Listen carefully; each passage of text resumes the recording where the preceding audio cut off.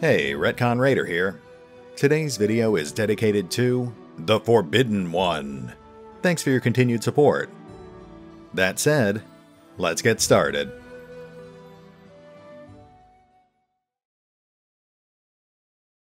And welcome back to mini-episode 2. Now, I have had people ask me if I can put out main episodes a little more frequently, and trust me, I've tried. Unfortunately, those things take me anywhere from 8 to 10 hours to put together, so I think the mini-episodes are a fair compromise, at least until we run out of party members to talk to. Speaking of which, today we're focusing on Amiri. She was one of the first NPCs we met during the tutorial, and she's an integral part of our front line, so I thought it was about time we got to know her a little better. We're gonna talk. Amiri utters a weary sigh. Alright, spill it. I'm listening. We're just talking. You don't like it? Amiri shrugs several times, perhaps flexing her muscles, or maybe just filling in the silence. Dunno, she admits at last. Depends what we're gonna talk about. If it's about monsters or swords or scars, I approve. That's good.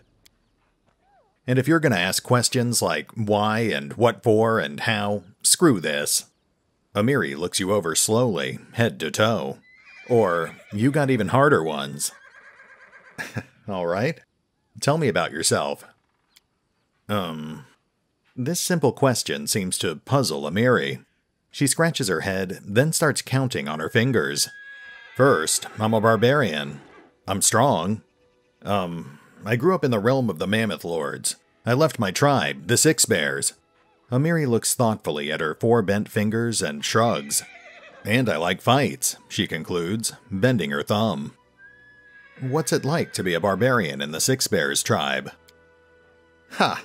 Our people are big and strong. We can cut a monster in half with one swing. We can walk 3 days and nights with no rest. We can eat a whole fried aurochs. I guess you had to do a lot of training to become as strong as you are. Training? No one freaking trained me. The boys at the Six Bears got the training. All I could do was watch. Amiri's eyes gleam with anger. And you know what? They were still crap even after all that training, because I kicked their butts hard. Animals, bandits, monsters, all thought they were stronger than me. Idiots. Amiri spits on the ground. Because if you start a fight, you think you can win. You think you're stronger than your enemy. Amiri raises her chin proudly. I defeated them all. See all the scars on my face? What does the realm of the Mammoth Lords look like? Huge and freezing. No place for weaklings. Amiri narrows her eyes, as if evaluating your ability to survive her homeland. Tribes hunt aurochs herds to survive. Aurochs are fast, so tribe follows herd for days, just to not die of hunger. If you're weak, you stay behind and die in the snow. Tribe cannot stop. Also, there are giants and mammoths. Sometimes demons come too. Ah, and the mastodons. And the saber-toothed tigers. Amiri grins. You would survive, I think. For a few days. Ha! Why did you leave your tribe? Amiri flushes. 'Cause they were assholes, all of them. Men were cowards and scoundrels, and the women were scared like sheep. Amiri rolls her bloodshot eyes in fury. Men there think no girl can be a fighter because they are weak. They are afraid a woman can beat them. And females just nod. Go sow hides, cook meat, watch kids. That's what they always say. But I'm a warrior, damn it. I won't cook hides and watch meat. Amiri is already shouting, her fists clenched tightly. I told them so. I went hunting with men. And what did I get? Still the same. You are a woman. You stay home. Even gave me a nickname. The Soft Chieftain. Like a warrior woman was a funny joke. Damn. I even went to hunt those shit-faced frost giants. And there... Amiri suddenly stops, breathing heavily, sweat beading on her forehead. After a moment, Amiri waves her hand awkwardly and forces herself to grin. So I left. Cowards, scoundrels, and sissies they were. That's why. You're quite a good fighter. Amiri jerks her head up. Quite good, huh? Compared to who? If I was a crappy male, I'd fight better. Is that what you say? She glares at you, her eyes narrow. Or you say I could be better, like, go get some training, Amiri, right? Whoa, hold on a second. Geez, Amiri, I guess I hit a sore spot. You are very good in a fight. You're an excellent warrior. I've just given you a compliment, that's all. For several more seconds, Amiri continues to glare at your face with suspicion.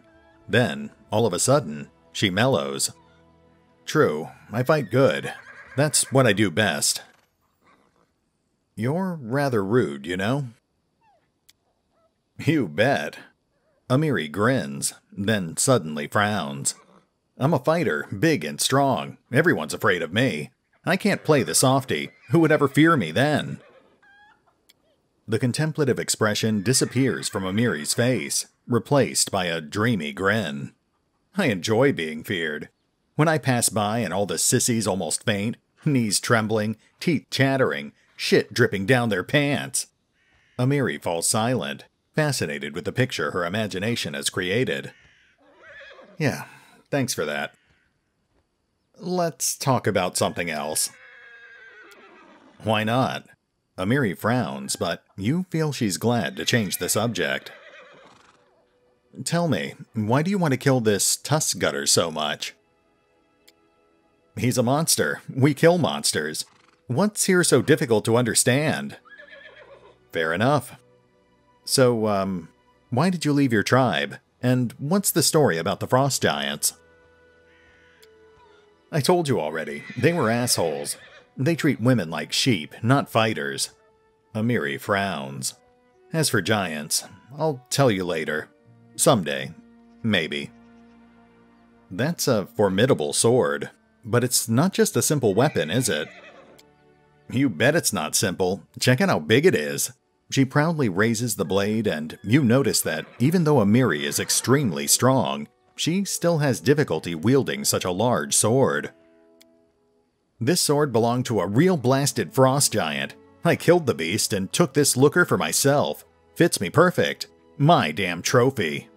Amiri's eyes flash with menace, as if she's challenging some invisible enemy to try taking away her trophy. Well, thanks for talking with me. Let's speak again later.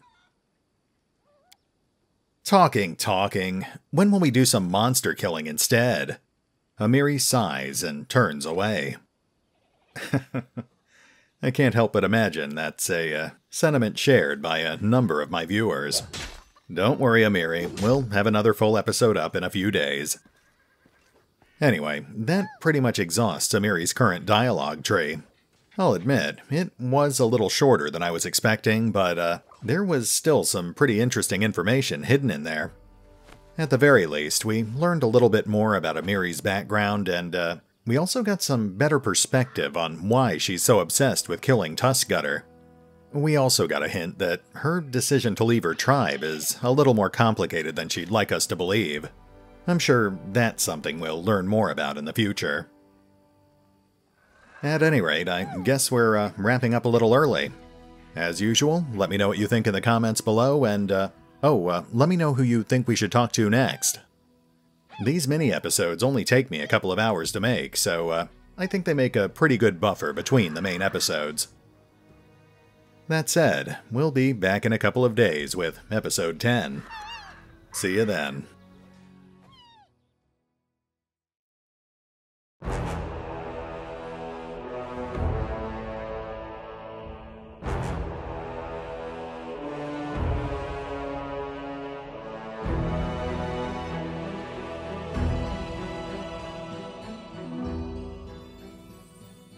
Oh, and remember, although I do love playing Pathfinder Kingmaker, you can find out more about the game by visiting the official website, the official YouTube channel, the official Discord channel, the fan-run wikis, or the original crowdfunding campaign over on Kickstarter. As always, links are in the description.